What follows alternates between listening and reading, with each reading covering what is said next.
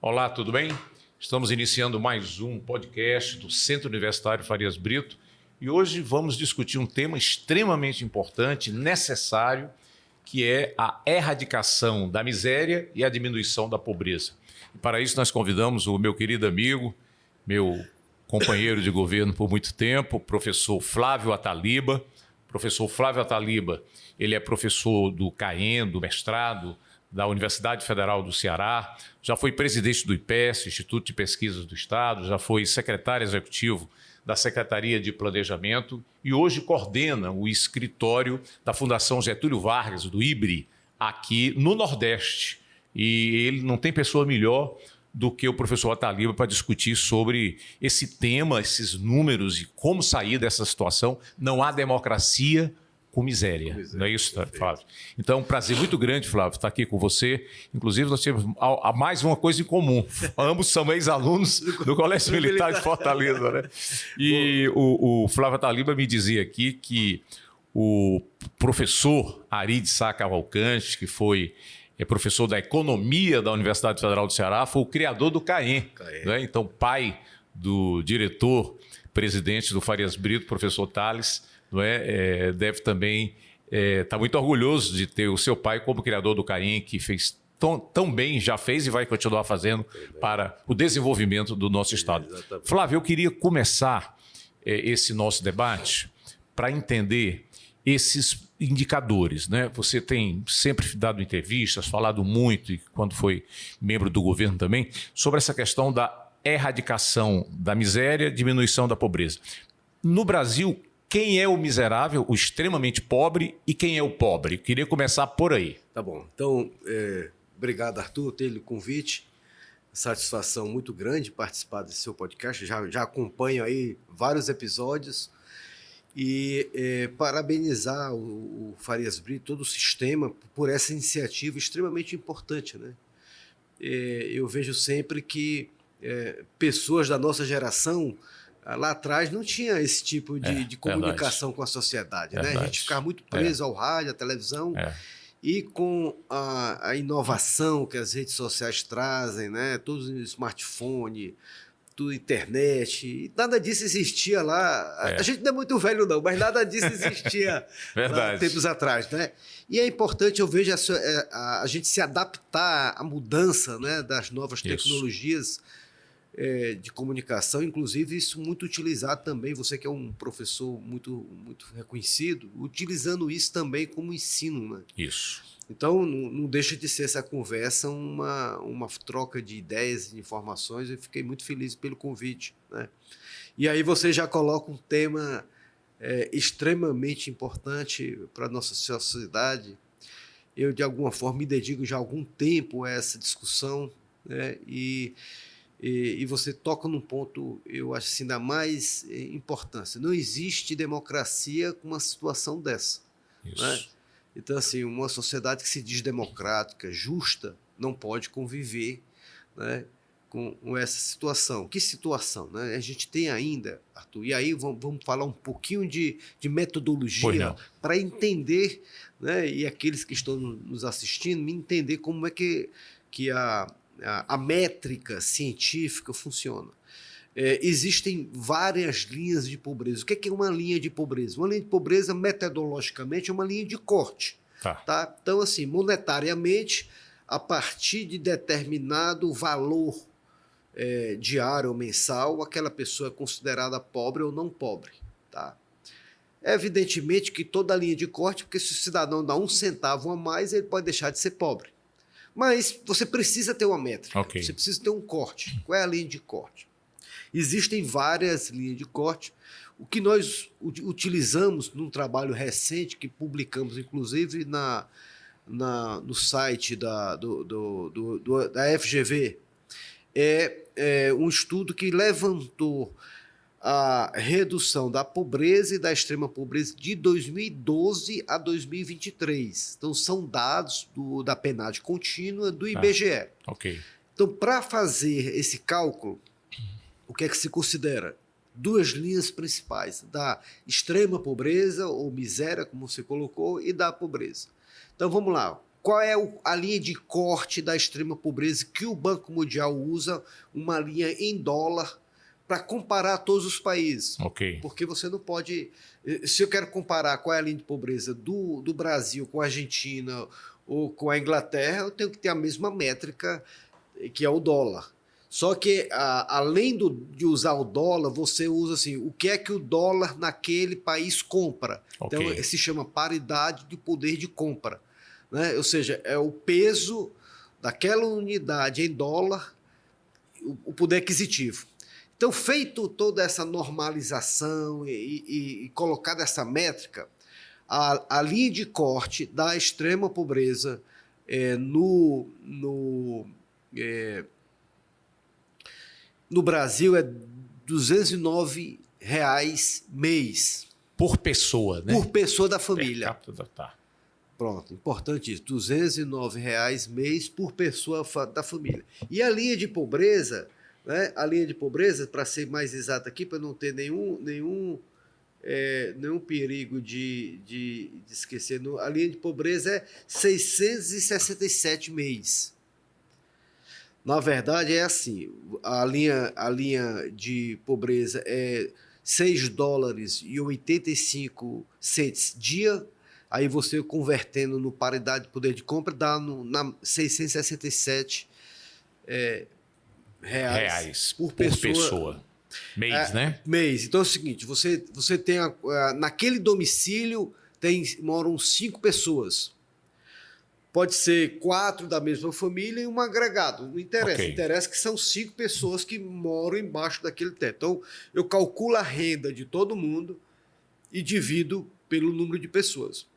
E aí, se a renda média fica abaixo de 667, aquela pessoa aquela família é considerada pobre. Se fica abaixo de R$ 209, aquela pessoa é considerada extremamente pobre. Então esse indicador é internacional porque é um indicador aceito pelo Banco Mundial. É a linha de corte, a linha métrica que é utilizada pelo Banco Mundial para comparar todos os países do mundo. Ok. Então, em cada país, aquele valor em dólar é convertido no poder de compra que o dólar Perfeito. pode comprar naquele país. Tá. Isso por quê? Para padronizar essa informação. Então, vamos lá. Alguns números. Pobreza, tá? Pobreza Brasil. Nós temos notícias boas e notícias ruins. Vamos lá. Nós temos, em termos de quantidade, nós temos 60 milhões de brasileiros nessa situação. Pobres no Brasil. No Ceará, depois eu lhe dou o número, vamos para o Brasil extremamente pobre, nós temos 9,5 milhões. Extremamente pobre. Então vamos lá, a boa notícia. Nós tivemos em 2021 o aumento, na época lá, o Auxílio Brasil passou de 400 para 600. Isso. E o presidente Lula, no novo Bolsa Família, manteve esse valor de 600, e ampliou, né? Porque, na verdade, o valor médio agora, nesse governo, é de R$ 685. Por quê? Porque ele adicionou um complemento do Bolsa Família para famílias que têm crianças de até 6 anos. Isso. Então, ele tem um complemento de R$ 150. Tá. E tem um complemento de R$ 50 por dependente de família com crianças jovens de 7 a 17 anos. Okay. Então, dá uns R$ 50 a mais. Okay. E também a gestante. Se é gestante, tem R$ 50. Somando tudo isso, ampliou-se. Então, assim, o valor médio hoje do que é pago pelo governo federal é de 685. Okay. É a média. Reais. É a média, tá? Hoje são 20 milhões de famílias, São 20 milhões de famílias, exatamente. Família, né? E o orçamento total, é aí que já se coloca, em 2024, é 170 bilhões de reais, tá? Então, para você ter uma ideia, o que representa 170 bilhões de reais? O pagamento de juros da dívida pública custa 800 bilhões de reais. Ano. E a gente também. Então é o seguinte, você está com 25% do que é pago com juros. Então, Perfeito. só para a gente pensar o que representa isso dentro do orçamento federal. E se discute muito, aí já pegando um gancho aí, Arthur, se discute muito, diz o seguinte, necessidade, né, de discutir o orçamento fiscal primário. O governo está com déficit primário, mas a discussão que está se colocando, sim, eu vou discutir o déficit primário, porque o déficit primário não inclui o pagamento de juros que o governo federal faz. Mas quando você coloca os juros, só o tamanho dos juros é de 800 bilhões por ano. Então é o seguinte, se você tem uma redução de 1 ponto percentual na taxa Selic, olha a economia que isso nos gera de recursos, que você poderia aumentar, inclusive, ampliar o pagamento de benefícios. Taliba, já que para a gente continuar aqui nos indicadores, para a gente poder desenvolver aqui uma linha de debate, o Ceará, eu vi recentemente uma entrevista sua, parece que em torno de 50% está na pobreza no Ceará? Não, aí vamos lá. Com esse aumento, e aí a gente calculou, Arthur, de 2021 a 2023, nesse período, tá? Vamos para a extrema pobreza, que o número é chocante. Nós reduzimos em 9,6 milhões de brasileiros saíram dessa situação. Desse total, isso representa 50%. Ou seja, houve de 21 a 23, com ampliação do Bolsa Família, com aumento da cobertura e com o valor médio mais alto, reduziu-se 50% a extrema pobreza no Brasil. Isso é um número muito expressivo, porque a gente entende, Arthur, a potência que é o benefício social em melhorar a vida dessas pessoas. Então, por qualquer crítica que se faça ao Bolsa Família, que tem que se fazer, porque tem muita falcatrua, às vezes você tem dizer pessoas que merecem atualizar os cadastros, né? Tudo isso. Ok. O certo é que o Brasil é referência hoje no mundo. Talvez o México também tinha um programa parecido, mas o Brasil avançou. Mas em termos de cobertura de programa social, e você que é um militante da Casa Social, está sempre preocupado com isso, o Bolsa Família é realmente muito impactante. Você vê que o aumento que você teve de R$200 em média, olha a redução. Impressionante. Absurda. E se eu tivesse condições orçamentárias de aumentar mais de R$200, certamente esse número ainda ia cravar aí muito mais, um impacto muito maior. Tá? Então, isso é o que aconteceu com dessa redução de 50% na extrema pobreza do Brasil, 50% veio do Nordeste.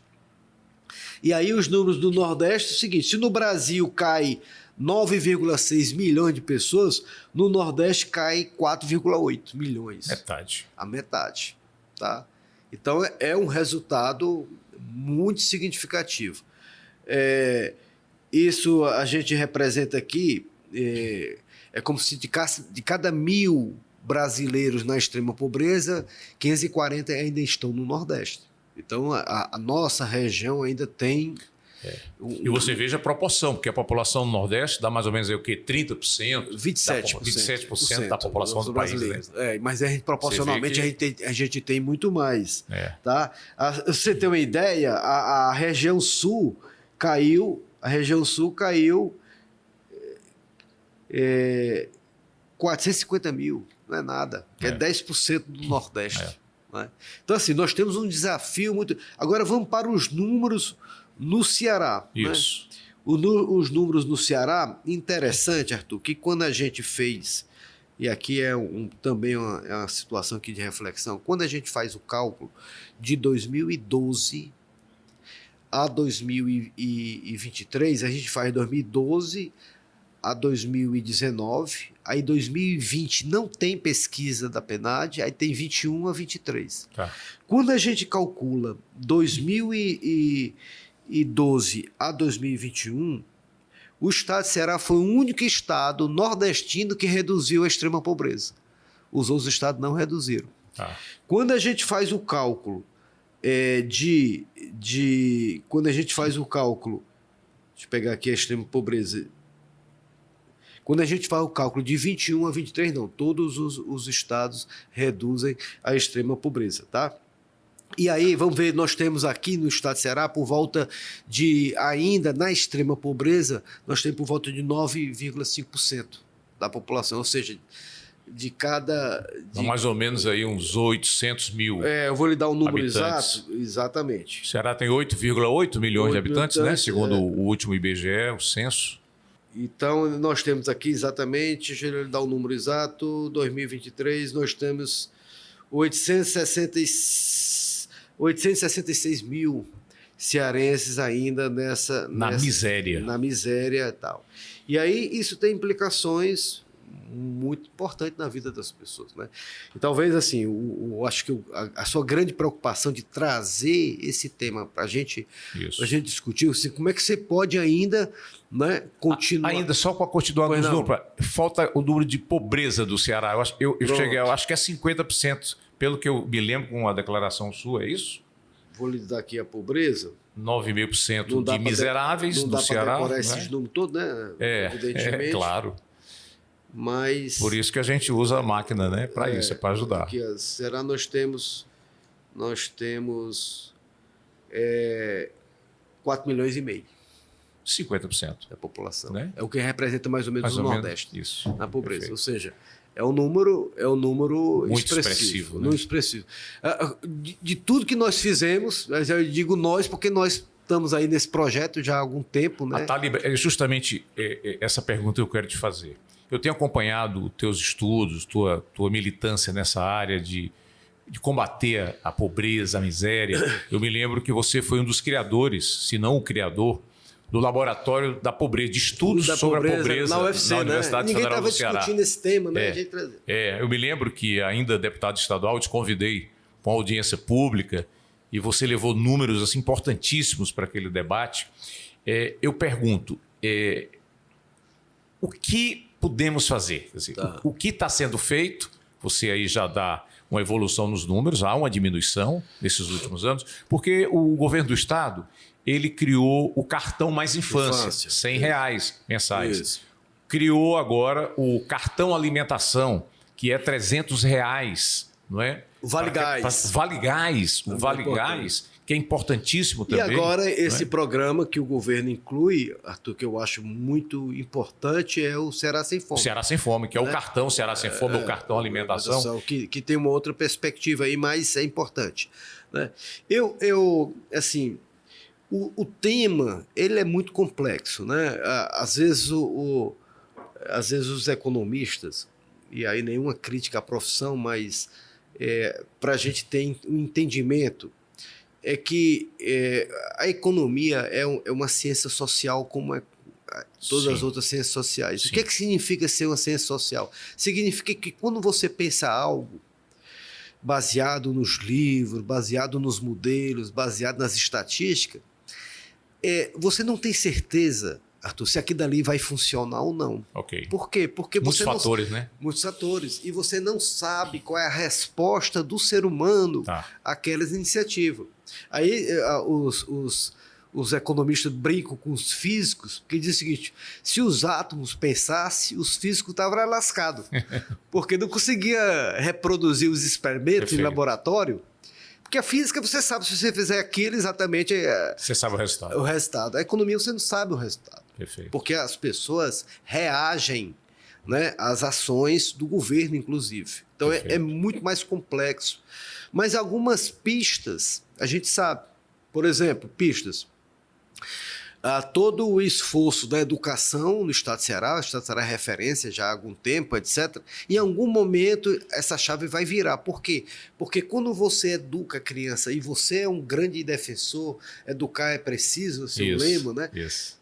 Quando você educa a criança, e pelo menos uma geração é necessário. Por quê? Porque aquela criança educada com 5, 6, 7 anos, ela precisa chegar ao mercado de trabalho, ela vai chegar muito mais capacitada, né, para que os benefícios daquela qualificação seja materializada no mercado de trabalho. Perfeito. Tá? Então, se a gente começou esse esforço educacional no Ceará 2007, 2008, 2009, a gente ainda não tem uma geração, Arthur, completa. Agora que eles começam a entrar no mercado de trabalho, né? Exatamente. Agora que eles estão o quê? Se ele estava lá com 5 anos em 2007, 2008, quando começa o programa, nós temos aí 16 anos, com 5, 21 anos, agora que eles estão começando a sair da faculdade e entrar no mercado de trabalho. Perfeito. E é o início da colheita. Tá. Mas isso precisa, pelo menos, todos os países do mundo que tiveram esse esforço educacional, não foi uma geração, foram várias gerações. Tá. Perfeito. Então, esse fenômeno da melhoria da educação não vai se repercutir agora nos nossos números. Perfeito. Mas isso é necessário no médio e longo prazo. Perfeito. O que é que no curto prazo se consegue fazer? Se consegue ter políticas dessas assistenciais, como Bolsa Família, que o governo federal ampliou, e se puder ampliar mais ainda, aí a discussão no orçamento, não tem orçamento, etc., mas a gente tem um debate aí sobre os juros. Né? E aí diz, mas uma coisa não tem nada a ver, não. Tem, porque o orçamento ele é construído dentro do ambiente macroeconômico. Sim. Então, se você privilegia, né, se a economia política do país ela está carregando, né, em outras prioridades, você vai faltar dinheiro para outras, não tem como. E o que chama a atenção desses números, e aí é um laboratório, por quê? Porque no momento que der um aumento de 50% do Bolsa Família, olha o impacto que houve. Então isso é um experimento social. Isso que nós... Aí se é Bolsonaro ou não, se é o Lula ou não, isso não, aí vou, é pouco, não vou pouco entrar nesse debate. Claro. O que é relevante é que esses benefícios sociais, eles são muito potentes, porque é na veia da pessoa, é o dinheiro necessário que a pessoa precisa. É isso que eu sempre acompanhei o teu pensamento. Você sempre foi muito favorável à transferência direta de renda, por curto prazo. Por curto prazo, porque aí vamos a privação, quando a pessoa é pobre, ou extremamente pobre, miserável, o sintoma principal é a privação. Você não ter, né, você não ter recurso para fazer as suas escolhas. E qual é a escolha ideal para uma família? Ela que sabe. Tá. Ela que sabe. Agora, você garantindo, por exemplo, o auxílio alimentação, Ceará Sem Fome, a alimentação é uma condição básica. Primeira, né? Primeira. Então, de certa forma, é importante ter o Vale Alimentação, o Vale Gás, porque você garante, né, o princípio básico de sobrevivência do ser humano, que é comprar calorias. Só um detalhe, por que é que o corte é R$ 209? Porque, segundo o Banco Mundial, para a pessoa permanecer viva, ela precisa de 2.100 calorias. Ok. Para permanecer viva. É como se eu estivesse deitado numa cama, Arthur. Tá. Diz, olha, para eu ficar deitado numa cama e me levantar para ir no banheiro, então quanto é que eu preciso? 2.100 calorias. E como é que eu compro 2.100 calorias? Você vai fazer no café da manhã esse lanche, almoço esse lanche e no jantar esse lanche. Mas depende da cesta de consumo. Sim, mas eu faço uma cesta média e para comprar essas calorias eu preciso de R$200 mês. Ou seja, é só para comer e permanecer vivo, sobreviver. Esses 209. Divide então, 209. Todas as outras despesas não estariam dentro aí. Não, divide 209 por 30. Quanto é que não dá por mês? Dá menos de R$10. Menos de R$10 dá 7, 8 reais. Então, o que você compra de calorias com 7, 8 reais dia? É o que a gente está colocando. Tá. Então, o que eu estou dizendo é o seguinte: o que fazer? Ações essenciais está ligada aos programas de transferência. Outras ações estão ligadas ao crescimento econômico. Se você não expande a atividade econômica, você não tem a geração de renda, de emprego, você não consegue levar a renda do trabalho para aquelas famílias. Qual é o grande problema? Aí que a gente vai chegar. Porque na medida que a economia vai crescendo, você consegue resgatar essas pessoas da pobreza, você consegue tirar mais da pobreza do que da extrema pobreza. Por quê?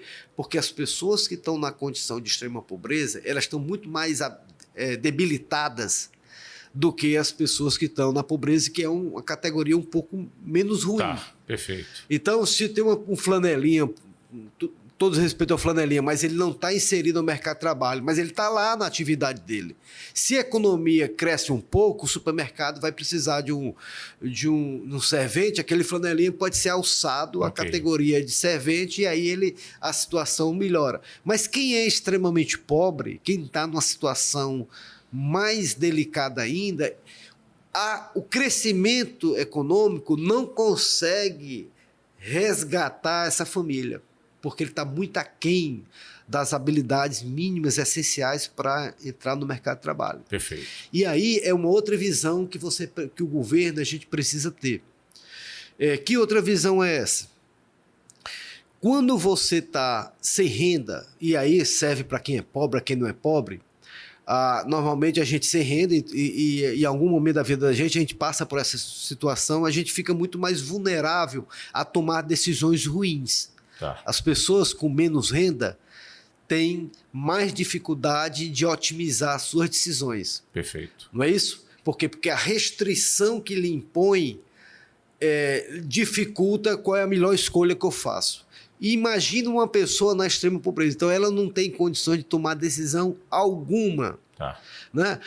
Uma pessoa na extrema pobreza precisa sair dessa situação, ela precisa ser empreendedora. Ela não tem condições cognitivas nenhuma de a partir da situação que ela está, ela se tornar uma empreendedora. Perfeito. Porque ela está indo num degrau abaixo ainda. Tá? E, nesse caso, o que é que eu estou dizendo? Eu estou dizendo que eu posso crescer a atividade econômica, mas essa pessoa não vai ser resgatada, vamos dizer assim, dessa situação. Eu preciso de uma interferência customizada, direcionada do governo.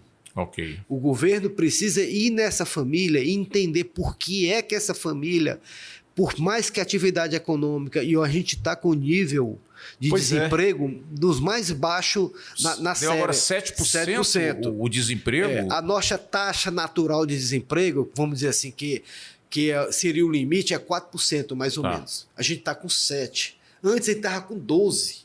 Olha 5 pontos percentuais. Isso representa muita coisa no mercado de trabalho. Mas eu posso reduzir essa taxa de desemprego para 6% e essa pessoa na extrema pobreza ainda não vai ser resgatada. Por que não vai ser resgatada? Porque ela não tem as condições mínimas, básicas, para sair daquela situação. Então, à medida que você vai retirando essas pessoas dessa situação, da pobreza ou da extrema pobreza, o que vai ficando, Arthur, o que é? Vai ficando aquelas famílias muito mais complexa, muito mais complicada de ter a situação de sair. Então, às vezes, você precisa entender o que é que está se passando naquela família para ter condições de resgatar. Então, a assistência social tem que ser individualizada. Exatamente. Naquela família, né? Aí, você falou do programa do Cartão Mais Infância, né, que a gente ajudou, inclusive, o Camilo exatamente. É importantíssimo, porque você está, de alguma forma, naquela situação, tentando salvar aquela criança. Perfeito. Né? Você está tentando resgatar aquela criança e dar a ela condições mínimas dela ser alçada lá futuramente. Mas o problema é que tem a família dela. Né? Tem a família, tem os pais, tem algum agregado. Então, naquela situação, não tem crescimento econômico que dê jeito, porque ela não vai ser, dificilmente ela sairá dessa situação. Então, assim, o que vai sobrando no núcleo da extrema pobreza, o core da extrema pobreza, são as situações mais complexas. Às vezes, por exemplo, para dar aqui um exemplo concreto, às vezes uma família, o chefe de família é um alcoólatra. Perfeito. né, que não traz renda para a família porque ele tem um problema de vício com a bebida. Ou então tem drogadição, né? Exatamente. É dependente da droga, né? Da droga. Então, como é que você resolve uma situação dessa família? Você resolve visitando. Você pode até chegar com um programa de, eu vou lhe dar aqui um fogão para você, mas o problema não é esse dessa família. Tá. O problema é identificar qual é realmente o que é que está levando aquela família a permanecer naquela situação. E aí você falou, importante, a visita e a assistência social, para entender qual é o problema daquela família específica. Aí você precisa customizar, você precisa customizar o problema. Tá. E isso é mais caro. Tá. Isso é mais caro. E nós não temos no Brasil, não é no Ceará, nós não temos no Brasil ainda um programa que pudesse chegar nesse ponto. Né? Eu posso transferir renda? Posso, e vou diminuir mais ainda à medida que eu vou transferindo. Eu posso criar condicionantes. Hoje tem condicionantes. Para você receber o Bolsa Família, você tem a frequência escolar. Posto de saúde, a questão da vacina. Tem vários condicionantes ótimos. Mas eu não estou falando de condicionantes. Eu estou falando de um passo a mais nesse processo. Taliba, você deve ouvir frequentemente o que eu também escuto, os críticos da transferência de renda, né? Algumas pessoas dizem assim, parte da população recebe dinheiro do governo, recebe Bolsa Família, Vale Gás, cartão alimentação, cartão mais infância, e isso evita que essas pessoas trabalhem. Isso faz com que as pessoas não queiram mais trabalhar, porque tem esses programas do governo. Qual a sua resposta para esse tipo de crítica? Não existe evidência científica, porque nós somos professores, a gente trabalha com evidências. Claro. Né? Não existe evidência científica que a transferência faça com que a pessoa reduza a sua oferta de trabalho. Ainda mais porque hoje é permitido você receber a transferência do Bolsa Família e continuar trabalhando até 2 anos depois. Então... O problema, Arthur, que eu entendo da nossa sociedade, e a gente volta à questão inicial, de pensar que a nossa sociedade ela é democrata. Não é numa situação dessa. A gente tem um resgate histórico a se fazer. Sim. Por que as pessoas estão nessa situação? Porque elas querem? Né? Não, a gente tem aí um passivo social histórico muito grande desde a época da escravidão, vamos ser honestos, e aqui a gente chega até aqui. Então, assim, o Brasil, dos grandes países, né, ele foi um dos mais tardios, você é professor de história, sim, foi um dos mais tardios em abolir a escravatura. E as mazelas sociais que a escravatura trouxe para o Brasil é muito grande. Então, o Brasil é um país com uma população muito grande, mas com um passivo social muito grande também. Então, como é que você resolve isso? Né? Eu acho que foi uma grande inovação institucional lá do primeiro governo do Lula, quando ele já anteriormente no PSDB, que tinha tido algumas programas específicos, né? Ele consolidou. O Bolsa Escola. Bolsa Escola, tal. Ele consolidou tudo e chamou do Bolsa Família, que era mais ou menos o que um programa no México fazia. Tá. Mas a escala do programa do país brasileiro é muito maior do que hoje é referência. Tá? E agora nós estamos nesse processo. O que eu imagino, né, o que é que nós temos que avançar? Eu acho que se avançou no valor, se avançou nos condicionantes, mas ainda não se avançou no entendimento desses problemas mais específicos de cada família. No Chile, o Chile tem uma experiência muito bem sucedida com esse tipo de programa, né, de ter um cadastro. Nós já temos um cadastro, o CAD único é um cadastro formidável, serve para vários programas. Serve para vários programas. Hoje se torna referência no governo federal e referência no governo estadual.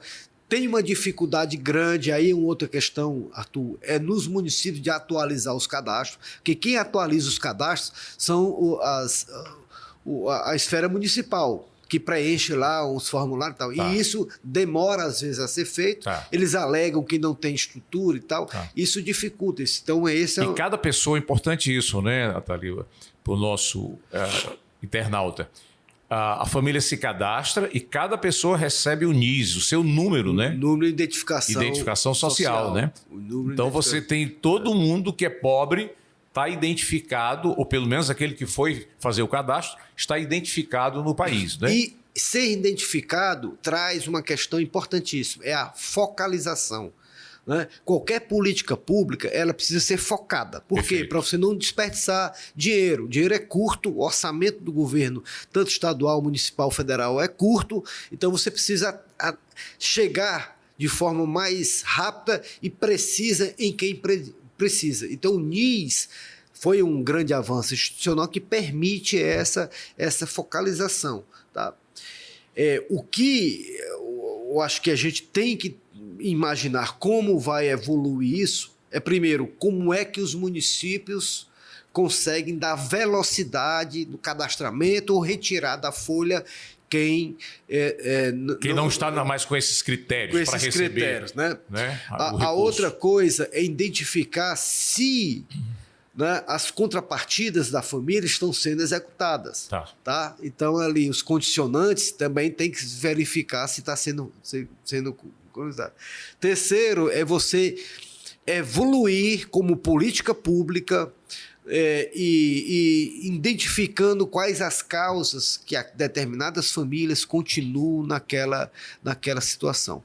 E talvez um quarto, Arthur, e a gente traz aqui um pouco da experiência que a gente teve no governo, e você continua no governo, certamente influencia muito, é que a capacidade que o Estado tem que ter em que as diversas secretarias que têm ações direcionadas para as pessoas mais pobres é coordenar tudo isso dentro de uma ação só. Tá. Então, assim, às vezes nós temos certamente ações importantes na Secretaria de Educação, na Secretaria de Saúde, na Proteção Social, na Secretaria de Desenvolvimento Agrário, né? Continua com esse nome. Desenvolvimento Agrário. Então, são na Secretaria de Cidades. Isso. Então, o que a gente precisa saber é o seguinte: essas secretarias, elas não devem chegar individualizadas no seu programa na família. Elas têm que chegar num pacote. Perfeito. E vem educação, vem saúde, vem proteção. Então, eu acho que unificar e coordenar essas ações das secretarias, das setoriais, eu acho que é um esforço. Você concorda comigo? Perfeito, né? Concordo sim. Acho que precisava uma coordenação para evitar tem esse desperdício de recursos, né? Superposições de ações. Muita gente fazendo a mesma coisa. Ataliba, eu vi recentemente o governador Eumano de Freitas lançou um programa que eu considero interessante, que é lançar uma capacitação para aquelas famílias do programa Ceará Sem Fome, né? Ou para ser empreendedor, que eu achei muito importante isso, porque às vezes se trabalhava muito com a ideia de alguém ser capacitado para ir trabalhar numa empresa, mas também ele pode ser capacitado para se tornar empreendedor. Tem as duas alternativas. É uma saída aqueles beneficiários dos programas de transferência de renda terem uma capacitação. Acho que isso ainda deixa muito a desejar, não é? Deixa. Aí um ponto fundamental que a gente tem que...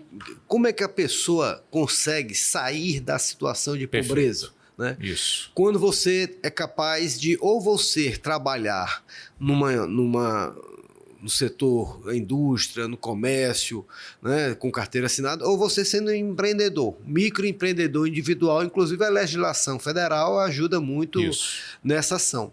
Mas e muitas vezes você não é microempreendedor porque você não conhece quais são os passos que eu preciso dar para me tornar microempreendedor. Perfeito. Então, muitas vezes as pessoas têm habilidade, por exemplo, de fazer bolo em casa. Então, se você tem um programa da Secretaria de Desenvolvimento Econômico, do fomento, né, Sim. ao empreendedorismo. Exatamente. Tá? E isso é importante, o microcrédito, isso é importante porque para você fazer bolo e vender, o que você precisa? Você precisa ali do fogão, você precisa daquilo, então um capital básico inicial, você acaba conseguindo iniciar seu projeto. O problema, Arthur, que eu vejo, e aí é uma outra questão, eu não diria nem um problema de educação financeira, mas eu digo um problema de inteligência financeira. Existe uma distinção entre as duas coisas, sutil, mas existe. Educação financeira é quando você sabe, por exemplo, qual é a diferença de um juro simples e um juro composto. É um conhecimento da técnica. A inteligência financeira é um pouco diferente. É o que eu faço com aquilo, né? Qual é a alternativa que eu tenho. A gente vê, por exemplo, as pessoas têm muita dificuldade, não só pessoas pobres, todo mundo, em saber se relacionar com o dinheiro. Por que eu estou dizendo isso? Porque existem, né, isso cognitivamente, e nós tivemos 2 prêmios Nobel recentemente.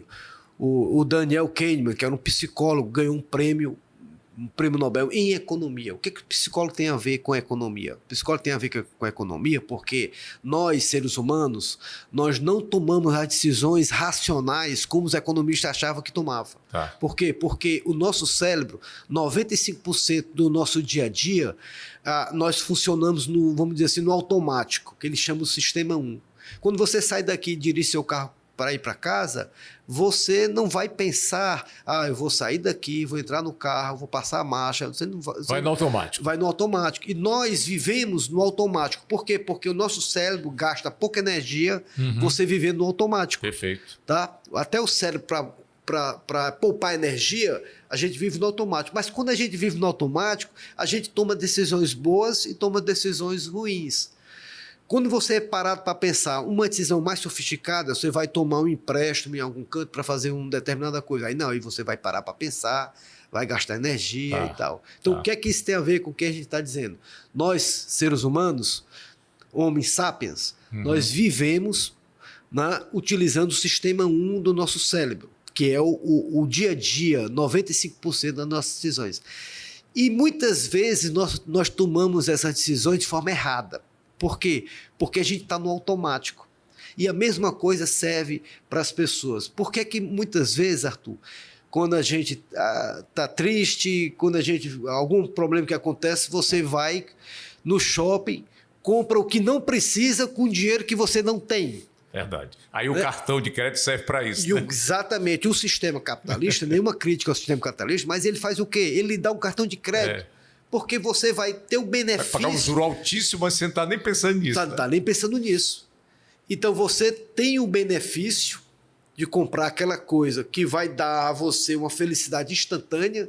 A dopamina, no momento que você comprou uma blusa nova, a dopamina vai lá no seu cérebro e ele lhe deixa feliz. E para completar a felicidade, você paga com cartão de crédito. Por que paga com cartão de crédito? Porque você não tem o custo de tirar o dinheiro e pagar. É só felicidade, é só a camisa. Você pagando com cartão de crédito, parece que você não está tendo custo nenhum. Não é isso? É isso. Não. Então, nós, seres humanos, nós vivemos nesse automático. E as pessoas que querem ser empreendedoras, às vezes têm dificuldade de parar para pensar, cara, qual é a melhor decisão? Eu ir trabalhar naquela empresa ganhando um salário mínimo, pegando 2 ônibus para ir, 2 ônibus para voltar, ficando longe da minha família, etc. Ou eu mesmo ser empreendedora, partir da minha própria casa, fazer docinho para vender, fazer salgado para vender, fazer bolo para vender. Contabiliza tempo, contabiliza o que você deixa de gastar energia saindo de casa e deixando muitas vezes seus filhos só, para você ser empreendedora. Então, as pessoas não pensam nisso. Entendeu? A pergunta é, será que o poder público poderia ajudar essas pessoas a não educação financeira, mas a, de alguma forma, ter a inteligência financeira de ser empreendedoras? Entendeu? Então, isso que a gente observa. Tem uma estatística que diz o seguinte, 90% da população, e isso na Universidade de Oxford, 90% da população sofre algum tipo de estresse financeiro. 90% da população. E o estresse financeiro, ele provoca mais mal à saúde do que o próprio luto em família ou o divórcio. Porque o estresse financeiro é permanente. O luto, morre uma pessoa de sua família, você é impactado naquele momento. O estresse financeiro não é todo dia. Então, as consequências disso na saúde, você tem um problema de saúde que se aparece, não foi porque aquele problema de coração, mas a consequência vem de outro motivo. Então, as pessoas não sabem administrar o estresse financeiro. Por que não sabem administrar o estresse financeiro? Porque não sabem lidar com o dinheiro. Não sabem ter uma reserva de emergência mínima possível para, nos momentos que o Arthur bateu o carro, infelizmente pode acontecer, ele tem já uma reservazinha, não vai ter o estresse. E o apelo do consumo é muito forte, com os meios de comunicação, com as redes sociais, com os influenciadores, dos influencers, né? E aí é o outro lado, o capitalismo vai se aproveitar da sua vulnerabilidade por ser assim, e aí vai no seu ponto fraco. Para estimular você a comprar, estimular a você não ser empreendedor. O que eu estou querendo dizer com essa história toda é que se as pessoas parassem para pensar, não vou tomar a decisão A, vou tomar a decisão B, porque essa decisão B, do ponto de vista financeiro, ela é mais inteligente, né? As pessoas teriam um outro padrão de comportamento e de vida. Mas as pessoas não sabem disso, Arthur. Não estou só falando de pessoas pobres, não, todos nós. Perfeito. Né? Muitas vezes, nós estamos aqui tem uma promoção de um posto de gasolina, a gasolina lá reduziu-se, lá daqui a 10 quilômetros reduziu 1 centavo. Aí você pega o teu carro, vai lá daquele posto. Mas andou 10 quilômetros. Andou 10 quilômetros. Ficou meia hora na fila, às vezes, carro ligado, anda, para, começa a dar sede, aparece um cara para lhe vender o copinho de água, você bate, vende o comprimido, depois come um sanduíche, botou gasolina e aí você foi embora. Será que essa tua decisão foi a melhor? Perdeu teu tempo, perdeu gasolina, entendeu? Mas isso acontece por quê? Porque nós funcionamos no nosso automático. Então, o que o Daniel Kahneman, na sua pesquisa, ele morreu, está com 1 mês, infelizmente, ele mostrou que os economistas ficaram um pouco chateados com eles, né? Porque ele diz o seguinte: vocês estão imaginando um homo econômicos que não existe. Você não encontra no meio da rua esse homem econômico que toma decisões racionais. Não existe. Você encontra o homem sapiens, o homem comportamental. Por isso que é economia comportamental. As pessoas, elas tomam suas decisões baseadas em sentimentos. Muitas vezes esse sentimento, Arthur, é construído lá na infância. Lá na infância. Perfeito. Então, entender tudo isso é fundamental, né? O que o Estado, o poder público, aí quando eu digo Estado, estou falando do município, estou falando do Estado-membro, da União, o que mais poderia ser feito além do que você observa que está se fazendo hoje? Pela tua experiência, pelos teus estudos, o que é que a gente poderia aperfeiçoar em termos de transferência de renda, de política para a erradicação da miséria? Eu acho que a pobreza nós vamos sempre ter. Não podemos ter fome, nem podemos ter miséria, não é? Mas o que fazer mais? E aí o programa Ceará Sem Fome é um programa importante, por quê? Porque quando você tem fome, o seu cérebro não funciona direito. Não é? Você está naqueles instintos básicos do ser humano, que é proteção, né, alimentação, segurança, reprodução, ali são os gatilhos básicos mentais que a gente possui. Quando um desses 3 gatilhos está com problema, você é completamente vulnerável a qualquer coisa. Então, a fome, ela impede qualquer decisão do cidadão racional. Você mata por fome, você rouba por fome, você não toma sua decisão por fome. Então, assim, o que eu estou querendo dizer é que eliminar a fome é o ponto de partida. Vamos conversar a partir daí. né? Vamos ver se ninguém está passando fome, Ok. se todo mundo tem o nível de caloria básica para começar a viver. Essa é a questão. Então, eu acho importante esse programa.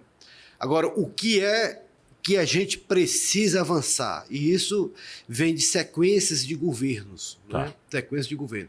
Eu acho que o que a gente precisa avançar, primeiro, é um cadastro mais específico dessas famílias mais vulneráveis. Tá, mais focado, Mais né? focado. Tá. O CAD único é bom, é ótimo, mas do CAD único você faz um outro cadastro. Tá. Né? Inclusive, a secretária Onélia, ela tinha essa preocupação de olhar nas famílias, né, do cartão Mais Infância, aquelas vulnerabilidades. Tá. Mas eu não digo só com crianças, não. Cadastro para as famílias mais vulneráveis, com criança ou não. Ok. Criança ou não. Entender qual a situação dessas famílias. A gente está falando de que 860 mil pessoas, Isso. se imaginar 4 pessoas em cada família, nós estamos falando de 200 mil famílias. Então, teria que, Arthur, construir, identificar, né, essas 200 mil, porque aqui na PNAD é uma pesquisa amostral. Uma coisa é a amostra, outra coisa é o seguinte: quem são essas famílias? Quem são? O IBGE está dizendo que nós temos 200 mil famílias no Ceará nessa situação de extrema vulnerabilidade. Como é que você vai identificar essas famílias? Vai pelo cadastro único, que é o caminho natural de se identificar. Então, como é que eu vou saber quem são? Aí você vai tentar. O próprio cartão Mais Infância já é também uma aproximação. É um foco, né? É um foco. Já focou mais ainda. Então é o seguinte: primeiro movimento, identificar quem são essas famílias. Segundo movimento, identificar que ações do governo do estado estão ou não chegando nessas famílias. Tem uma ação da Secretaria de Proteção Social lá no cartão Mais Infância, ótimo. Tem alguma ação da Secretaria, e grande parte está na zona rural, viu, Arthur? Isso. Grande parte está na zona rural. Tá. Né? E na zona rural é mais complicado, porque você, às vezes, a identificação ela é mais complexa, ela não é tão simples. Tem ação nessa família na zona rural, que ação da Secretaria de Desenvolvimento Agrário está chegando nela?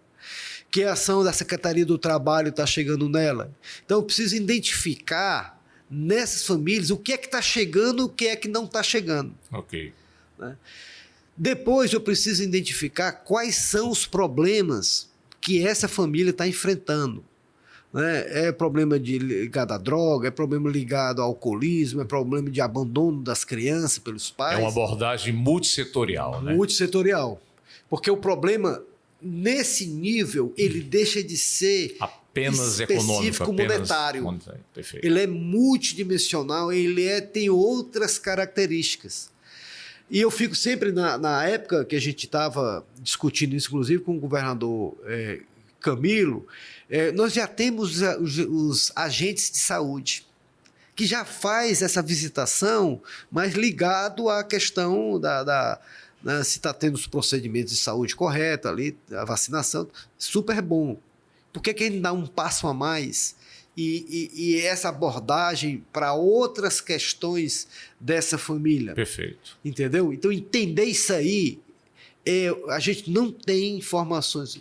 E a partir daí, a partir do entendimento dessas questões, você ter um programa de esclarecimento disso que a gente discutiu sobre educação financeira, vis-à-vis inteligência financeira. Ou seja, o que você pode fazer para você gerar renda de forma autônoma para a sua família?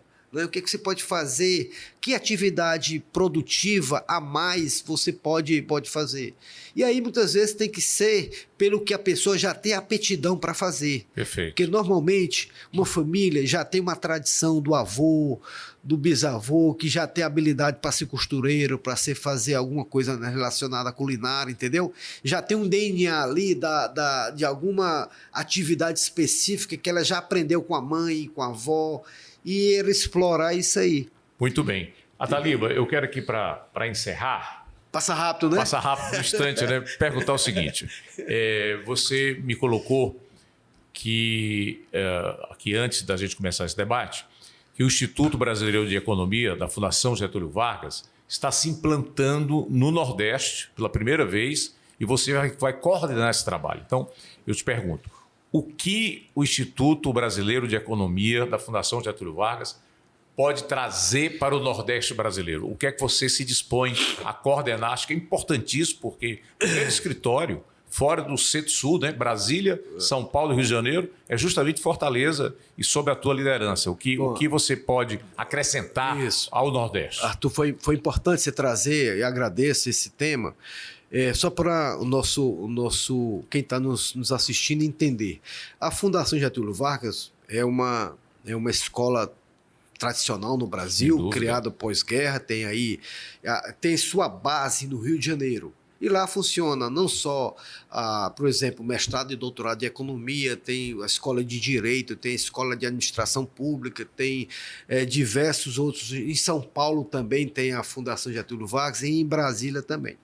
Né? E dentro dessas unidades tem o IBRE, que é o Instituto Brasileiro de Economia.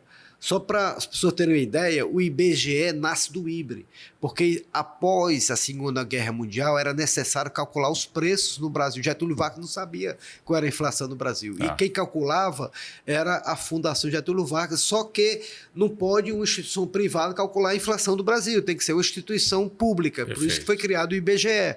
Então, grande parte dos técnicos do IBRE, à época, foram para o IBGE, que deu origem ao IBGE. Mas alguns índices continuaram na Fundação Getúlio Vargas. Por exemplo, o IGPM, que é Índice Geral de Preço, lá continua no IBRE. É o índice de inflação mais conhecido. Mais conhecido. Tem o IPCA, mas tem o Índice Geral de Preço, inclusive para ajuste de aluguéis, etc. Isso. Então, o que acontece? E tem vários outros serviços, o IBRE gera sondagens industriais, sondagem do consumidor, uma série de coisas, o monitor do PIB e tal. Mas, por exemplo, dando um exemplo concreto, o IGPM ele é do Brasil inteiro, mas a gente não sabe a inflação do Nordeste. Perfeito. E a gente não sabe a inflação dos pobres no Nordeste. Perfeito. Então, esse esforço de sair do eixo Rio, São Paulo, Brasília e vir para o Nordeste, primeiro é reconhecendo a importância da região, que tem a segunda região mais populosa do Brasil. Perfeito. Né? E nós temos aí 27% da população brasileira. E o Ceará, por que o Ceará?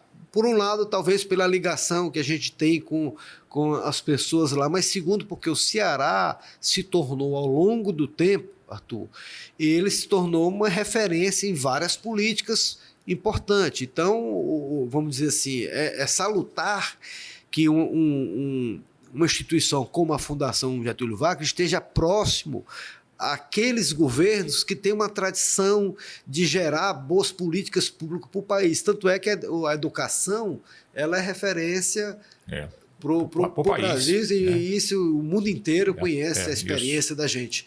Então, estar perto de pessoas exitosas que elaboraram boas políticas, isso é fundamental. Então, por isso que a gente está aqui no Estado do Ceará. O que nós queremos é entender, Arthur, com todo o esforço que nós temos, a partir da SUDENE, a partir do BNB, a partir do DENOX e das instituições federais aqui, as universidades. Codevasp, Codevasp. Arthur, mas tem um dado que deixa a gente mais preocupado. Se você contabilizar de 70 anos para cá, nós continuamos ali com 14%, 15% do PIB brasileiro. A gente não sai dessa proporção. Okay. Então, o que é que acontece que a gente não consegue sair dessa proporção do PIB? Nós tivemos um grande pensador, talvez o único até o momento, que pensou o Nordeste, Celso Furtado, com o GTDN em 1957. De lá para cá, Arthur, nós não tivemos nenhuma estrutura de pensar estrategicamente o Nordeste no país. Então, qual é o projeto aí que está por trás de tudo isso? É trazer para a região Nordeste um pouco da expertise da FGV, da sua experiência de mais de 70 anos, das suas técnicas, do apoio do pensamento lá, juntar com a inteligência local, seja as universidades, seja os governos estaduais, aí a gente está falando só de Ceará, Sim. Pernambuco, Bahia, Maranhão, Perfeito. juntar tudo isso para ter um entendimento maior de qual é o papel do Nordeste, Arthur, no processo de desenvolvimento do país. Perfeito. A gente não sabe direito. Tem os consórcios da região Nordeste, foi uma coisa importante, que é, de alguma forma, um nascedouro. O consórcio de governadores, né, do Nordeste. Do Nordeste. Começa ali, talvez, É. a dar concretude uma ideia regional. Porque quando você fala região Nordeste, ninguém se apropria. Não existe o governo da região Nordeste. Perfeito. Existe o governo dos estados, dos municípios. Acaba sendo algo abstrato, a região Nordeste. Mas que tem tudo a ver porque a região ela é impactada pelas políticas nacionais. A reforma tributária está aí, Arthur. Como é que isso vai afetar a região Nordeste? Perfeito. O Ceará vai discutir isso separadamente com lá o Pernambuco? Pernambuco não pode. Quem é que tem que discutir esse assunto? A região. Perfeito. Né? Tá. Então, dar concretude a esse pensamento regional é o que a gente precisa fazer e talvez é um pouco da colaboração que o IBRE tenta nos dar. Muito bem, eu queria agradecer aqui o Flávio Ataliba. Com certeza o IBRE aqui em Fortaleza, no Nordeste, terá uma função essencial para pensar, estudar e ter propostas alternativas. E veja bem, só para finalizar, Pois não. nós temos já o ITA. Imagina o ITA e a FGV, a duas potências em termos de pensamento, né? Um na área de tecnologia, outro na área de economia, Arthur. A gente pode fazer a diferença na região. Sem dúvida, sem dúvida. Queria agradecer aqui o Flávio Ataliba, foi muito interessante aqui o nosso debate e dizer que na próxima semana nós voltaremos com um tema de importância para o Ceará e para o Brasil. Dessa forma a gente encerra por hoje o nosso podcast do Centro Universitário Farias Brito. Boa semana para vocês.